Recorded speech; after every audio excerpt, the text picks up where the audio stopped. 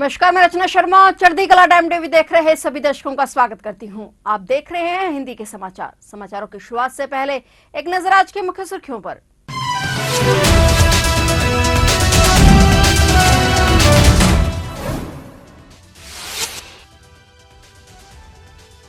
Telegram के founder Durov को police ने किया गिरफ्तार। फ्रांस के एयरपोर्ट पर उतरते ही हुई गिरफ्तारी। मुसीबत में फंसे टेलीग्राम के मुखिया।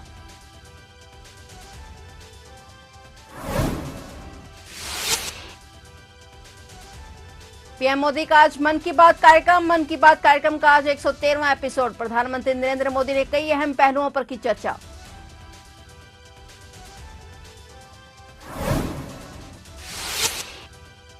आज से यूपी में 5251वें श्री कृष्ण जन्माष्टमी महोत्सव का शुभारंभ। आज मथुरा जाएंगे सीएम योगी। श्री कृष्ण जन्मोत्सव का करेंगे शुभारंभ। करोड़ों रुपए की परियोजनाओं का योगी करेंगे लोकार्पण।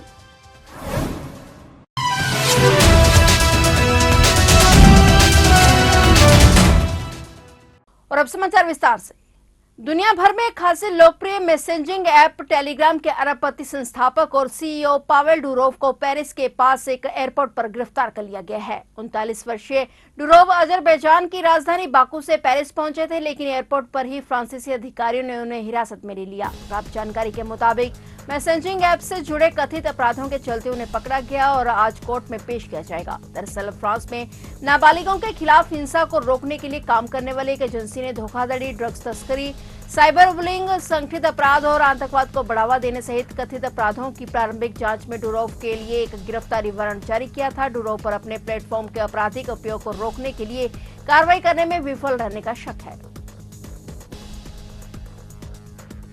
पाकिस्तान ने प्रधानमंत्री नरेंद्र मोदी को एससीओ यानी शंघाई सहयोग संगठन बैठक में शामिल होने के लिए पाकिस्तान आने का न्योता दिया है। यह बैठक इस साल अक्टूबर में इस्लामाबाद में होनी है और इस बैठक में शंघाई सहयोग संगठन के सदस्य देशों के राष्ट्रीय प्रमुख शामिल होंगे। हालांकि भारत और पाकिस्तान के संबंधों को देखते हुए इसकी बहुत कम संभावना है कि प्रधानमंत्री नरेंद्र मोदी इस्लामाबाद का दौरा करें। देखने वाली बात यह होगी कि क्या पीएम मोदी अपनी जगह अपने किसी मंत्री को पाकिस्तान भेजते हैं या नहीं। शंघाई सहयोग संगठन की मेजबानी बारी बारी से इसके सदस्य देशों को मिलती है और इसी के तहत इस बार बैठक की मेजबानी की जिम्मेदारी पाकिस्तान को मिली है। शंघाई सहयोग संगठन की राष्ट्रीय प्रमुखों की बैठक में पीएम मोदी शामिल होते रहे हैं, लेकिन इस साल कजाकिस्तान में हुई बैठक में प्रधानमंत्री मोदी शामिल नहीं हुए और क्योंकि यह बैठक आम चुनाव के समय हुई थी, पीएम मोदी की जगह उस बैठक में विदेश मंत्री एस जयशंकर शामिल हुए थे। अभी तक ये साफ नहीं है कि पाकिस्तान में होने जा रही इस बैठक में नेताओं को वर्चुअल संबोधित करने की सुविधा मिलेगी या नहीं। बता दें कि एससीओ एकमात्र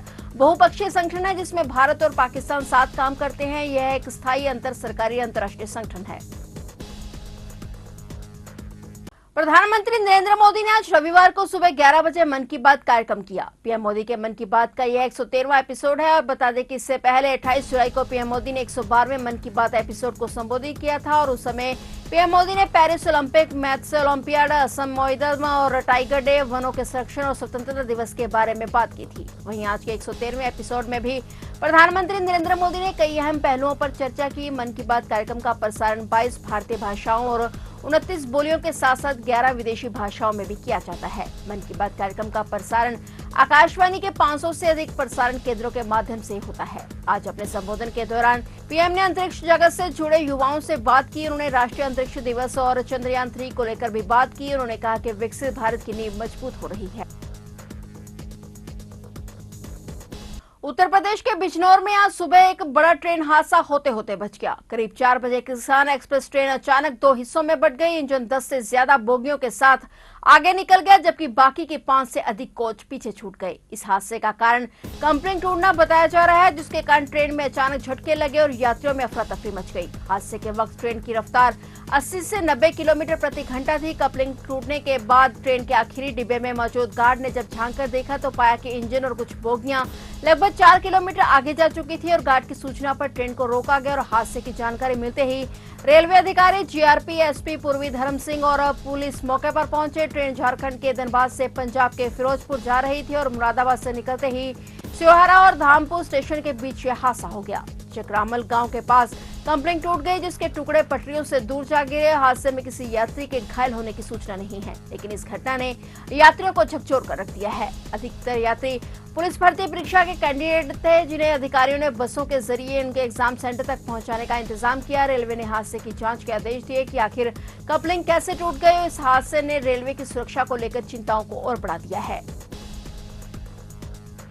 श्री कृष्ण जन्माष्टमी के पावन पर्व पर श्री कृष्ण जन्मस्थान का कोना कोना भक्ति रस से सराबोर हो जाता है। आज यूपी के मुख्यमंत्री योगी आदित्यनाथ 5251वें श्री कृष्ण जन्माष्टमी महोत्सव का शुभारंभ गुब्बारा उड़ाकर करेंगे। इस दौरान सीएम योगी 596 करोड़ रुपए की 137 परियोजनाओं का लोकार्पण भी करेंगे। सीएम योगी के आगमन को लेकर सभी तैयारियां कर ली गई हैं। वे आज शाम को मथुरा पहुंचेंगे। इस दौरान योगी 596 करोड़ रुपए की सौगात देंगे। सीएम योगी बरसाना, कोसी गोवर्धन, मथुरा वृंदावन मार्ग का चौड़ीकरण सहित 596 करोड़ रुपए की 137 परियोजनाओं के लोकार्पण के साथ ही 381 करोड़ रुपए की 38 परियोजनाओं का शिलान्यास भी करेंगे। इसी के साथ 3 दिवसीय जन्मोत्सव के अवसर पर ब्रजमंडल में 5 बड़े मंच, 19 छोटे मंच और 20 प्रमुख मार्गों पर सांस्कृतिक कार्यक्रमों का शुभारंभ हो जाएगा। श्री कृष्ण के 5251वें जन्म दिवस पर इतने ही दीपकों से जन्माष्टमी की शाम 7 बजे दीपदान होगा। शाम 7 बजे से होने वाला यह कार्यक्रम 28 अगस्त तक रोज चलेगा।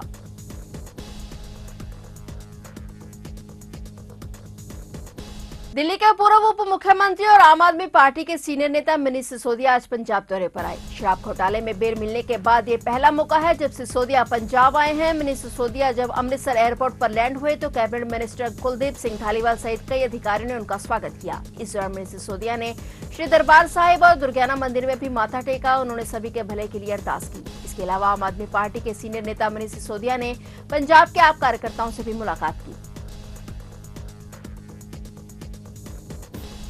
सच की जित हुई है तो अज मनीष सिसोदिया जी सचखंड श्री दरबार साहब विखे नतमस्तक होने आए ने परिवार समेत। कोई पोलीटिकल प्रोग्राम नहीं है, सिर्फ मत्था टेकन आए ने। मैं एक भी कहूँगा कि मेरे लिए बड़े सौभाग्य की बात है कि आज मुझे यहाँ दरबार साहब में माथा टेकने का अवसर मिला। ये बड़े सौभाग्य से मिलता है।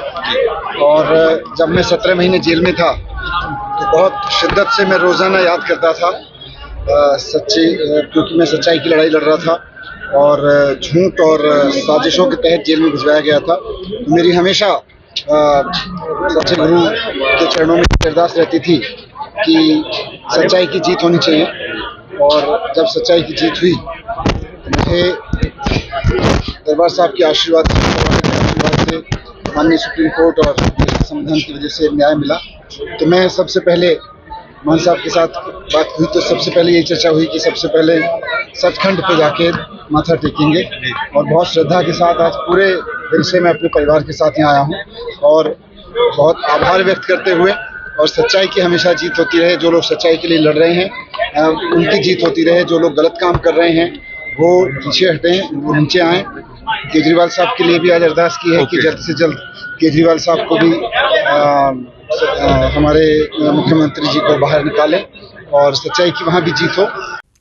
गाजियाबाद में प्रेम प्रसंग में इंटीरियर डिजाइनर की अपहरण कर हत्या करने का मामला सामने आया है। कातिलों ने इंटीरियर डिजाइनर की लाश के 6 टुकड़े कर नहर में फेंक दिए। 16 अगस्त को अपहरण कर हत्या की थी। मामले में 17 अगस्त को गुमशुदगी दर्ज हुई और अब पुलिस ने 3 आरोपियों को गिरफ्तार कर मामले का खुलासा कर दिया है। पुलिस ने बताया कि गाजियाबाद के इंटीरियर डिजाइनर 35 वर्षीय तरुण पवार का अपहरण कर गला दबाकर और मारपीट कर हत्या कर दी। इसके बाद कार में ले जाकर बुलंदशहर के बीबी नगर में शव के 6 टुकड़े करके धड़ और पैर बीबी नगर में नहर में फेंके और सिर और हाथ बाबूगढ़ में फेंक दिए गए। मामले में पुलिस ने 3 आरोपियों को गिरफ्तार किया है। पूछताछ में प्रेम प्रसंग के मामले में हत्या करने की बात सामने आई है। पुलिस ने आरोपियों के पास वारदात में प्रयुक्त फावड़ा, दराती, 2 गद्दे, कार, तरुण की कार बरामद की है।